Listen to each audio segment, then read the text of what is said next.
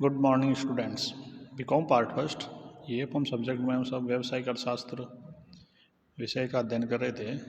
Last video तक हम सब ने व्यावसायिक नीतियों के निर्धारण में व्यष्टि एवं समष्टि अर्थशास्त्र का जो निर्धारण करना है उसमें व्यष्टि आर्थिक विश्लेषण के बारे में चर्चा कर रहे थे कि व्यष्टि अर्थशास्त्र क्या है और उसके कौन कौन से क्षेत्र हैं।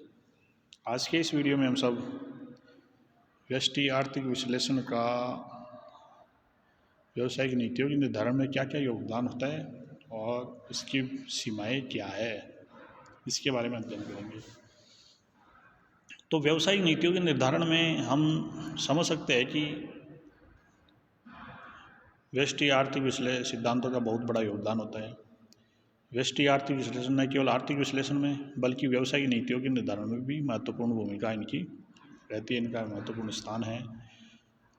अर्थशास्त्र व्यावसायिक अर्थशास्त्री के द्वारा चूँकि वो उस आर्थिक सिद्धांतों का उनको ज्ञान होता है तो वह उन ज्ञान के माध्यम से उन सिद्धांतों को का जो प्रभाव पड़ता है संस्था पर, आंतरिक बाह्य तत्व जो अपने पढ़े थे तो उनका विश्लेषण करके फिर वो संस्था को परामर्श देगा। और हमने इसमें भी विशेषता देखी थी कि व्यावसायिक अर्थशास्त्र क्या है, जो उसके महत्व समझे थे उसमें एक था कि वह एक एकल एजेंट के रूप में काम करता है, यानी जो व्यवसाय में उत्पादन वित्त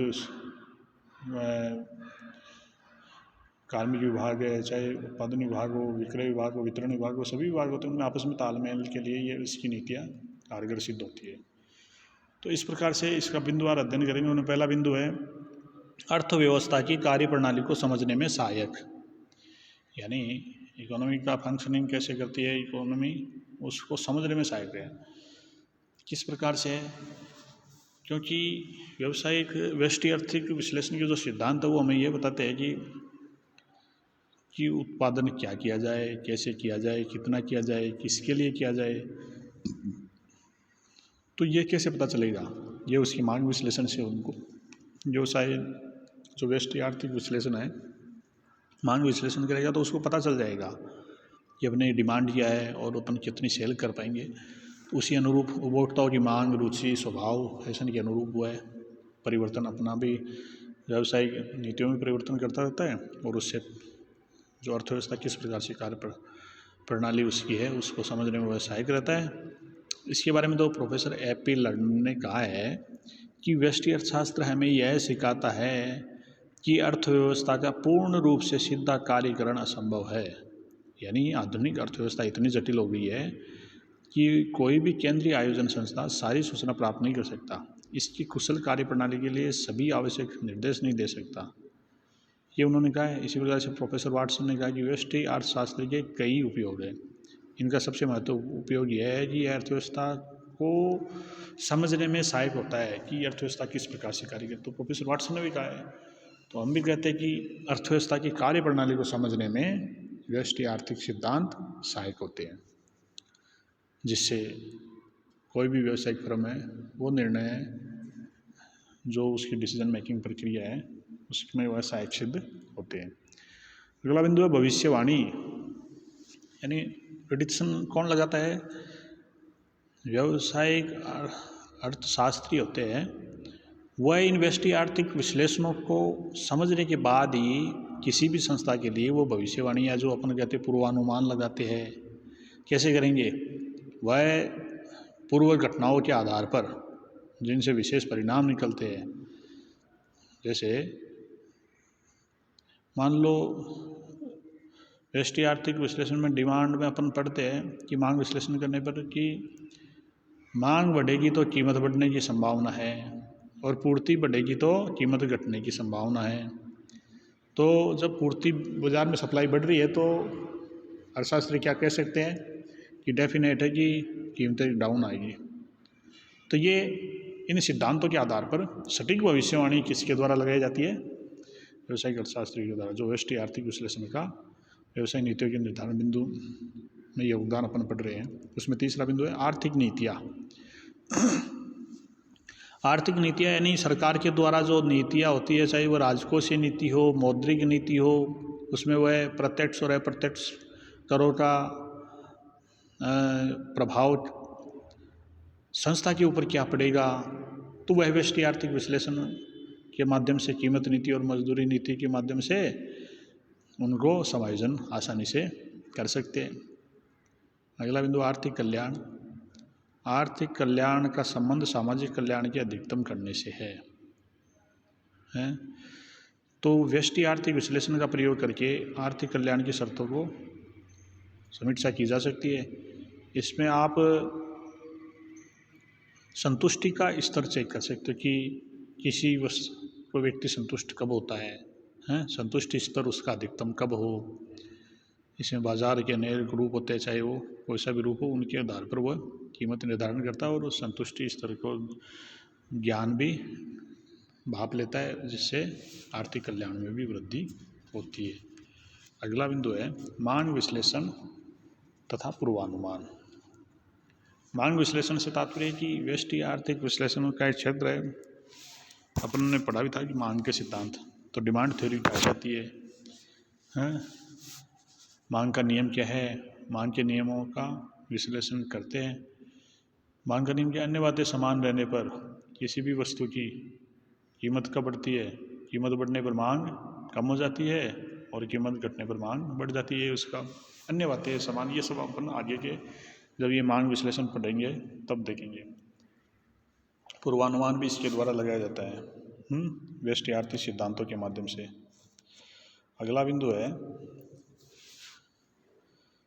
निर्णय निर्माण यानी डिसीजन मेकिंग। व्यष्टि आर्थिक विश्लेषण के द्वारा उन उपकरणों को उपलब्ध कराया जाता है जो कि व्यावसायिक फर्म के लिए पूर्व निर्धारित उद्देश्य के लिए पूर्तियों के लिए जो निर्णय लिए जाते हैं, उन सिद्धांतों को काम में लेकर के कोई भी व्यावसायिक फर्म कर सकती है। चाहे वो लागत का न्यूनतम करना हो, लाभों को अधिकतम करना हो, बिक्री कैसे अधिक से अधिक हो संस्था की, और फर्म या संस्था दीर्घकाल तक कैसे जीवित रह सकती है, सर्वाइवल वो कर सकेगी नहीं कर सकेगी, नई परियोजनाओं को शामिल करना है या नहीं करना है। ये सब सिद्धांत जब पढ़ेंगे तो उन्हीं सिद्धांतों के अनुरूप निर्णय निर्माण भी होगा। लागत एवं उत्पादन विश्लेषण।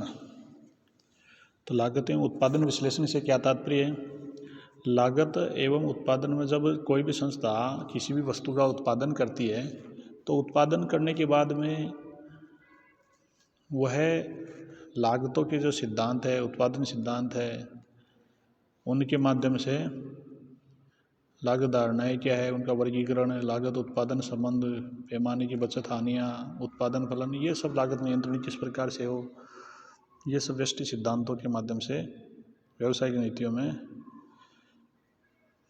कोई भी व्यवसायिक फर्म अपने निर्णय लेती है।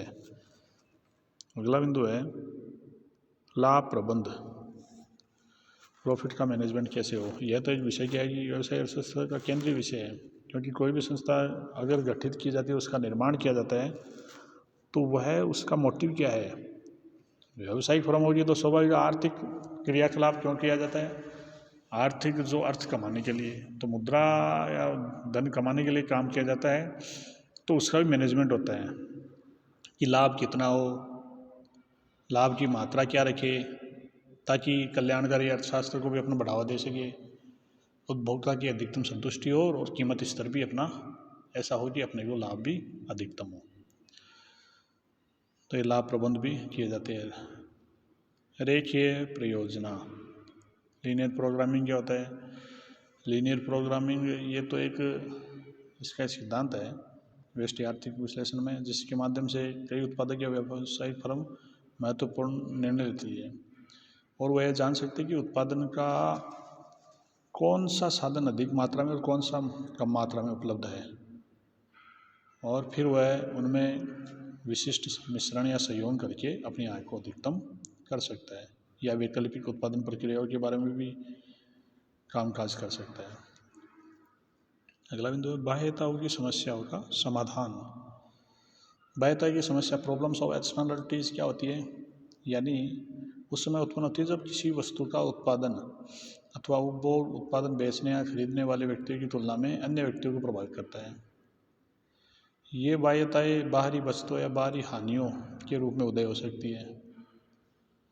बाहरी वस्तुएं तब उदय होती है जब किसी वस्तु के उत्पादन अथवा उपयोग करने से अन्य व्यक्ति को लाभ होता है, और बाहरी हानि तब उदय होती है जब किसी वस्तु के उत्पादन या उपभोग करने से अन्य व्यक्ति को व्यक्तिगत हानि पहुंचती है।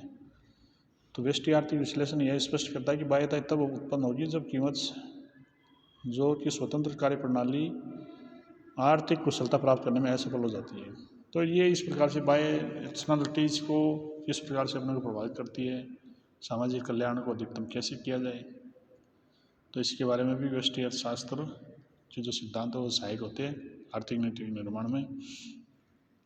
अगला बिंदु कर भार, इम्पैक्ट ऑफ टैक्सेशन किस प्रकार से होता है। व्यष्टि आर्थिक विश्लेषण के माध्यम से सामाजिक कल्याण और करों के प्रभाव को व्यक्त करता है कि सरकार जो बिक्री करती है, उत्पादन कर है, ये बिंदु वैसे आपको समष्टि आर्थिक विश्लेषण है उसमें अधिक समझाया जाएगा।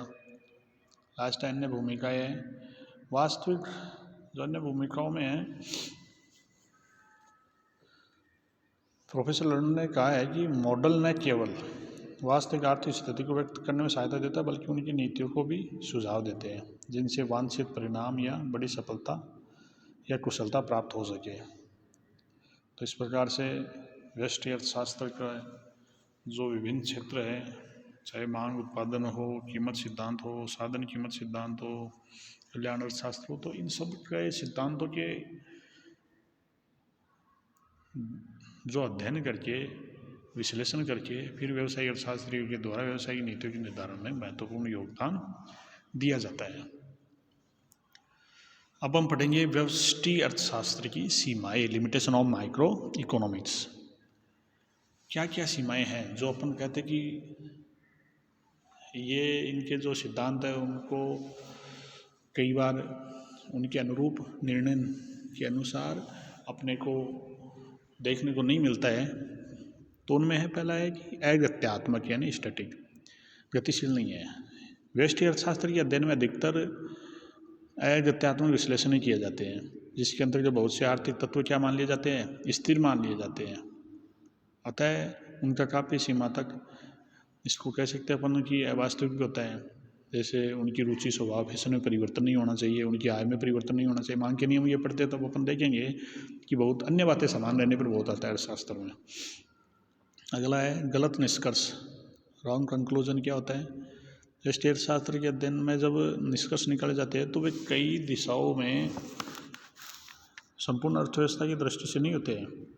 जैसे अपन कहते हैं कि बचत करना चाहिए, लेकिन बचत करना एक व्यक्ति के लिए तो सही है, अगर सभी लोग बचत करने लग जाए तो अर्थव्यवस्था तो ठप हो जाएगी। कोई कहे कि बोला अपने को बाहर का खाना नहीं खाना चाहिए, अब अगर कोई बाहर का खाना नहीं खाएगा तो फिर ये जो रेस्टोरेंट है, ढाबे है, ये तो सब बंद हो जाएंगे।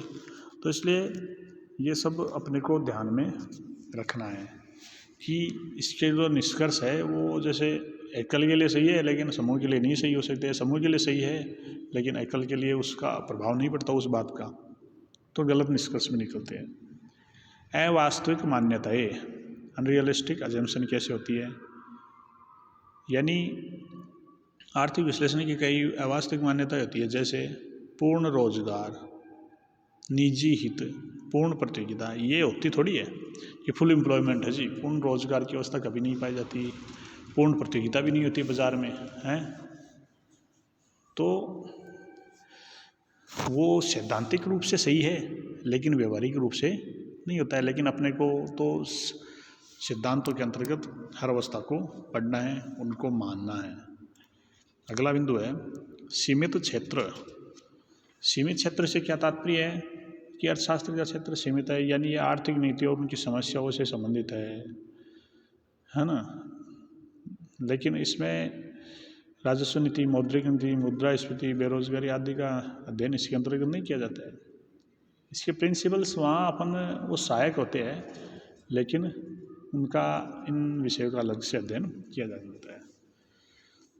इसकी सीमाओं के बारे में प्रोफेसर विलास ने कहा है, जो आप स्क्रीन पर देख रहे हो, कि यद्यपि व्यष्टि अर्थशास्त्र उपयोगी है परंतु सिर्फ सिद्धांतों से चकाचौंध नहीं होना चाहिए।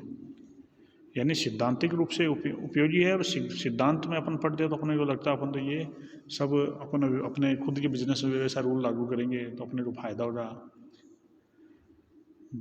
कई बार अपन गलत भी सिद्ध हो सकते हैं। सैद्धांतिक रूप से चकाचौंध नहीं होना चाहिए। इसके लिए यह अर्थव्यवस्था के विश्लेषण का उपकरण मात्र है जिसमें सांख्यिकी, गणित और अन्य उपकरणों का प्रयोग भी करना आवश्यक होता है। यानी आपको चारों तरफ से तालमेल रखते हुए आर्थिक सिद्धांतों को लागू करना है और फिर आपको डेफिनेट सफलता मिलेगी। तो आज के लिए इस वीडियो में इतना ही। आगे हम अध्ययन करेंगे जो समष्टि अर्थशास्त्र है उसके बारे में, आर्थिक विश्लेषण। धन्यवाद।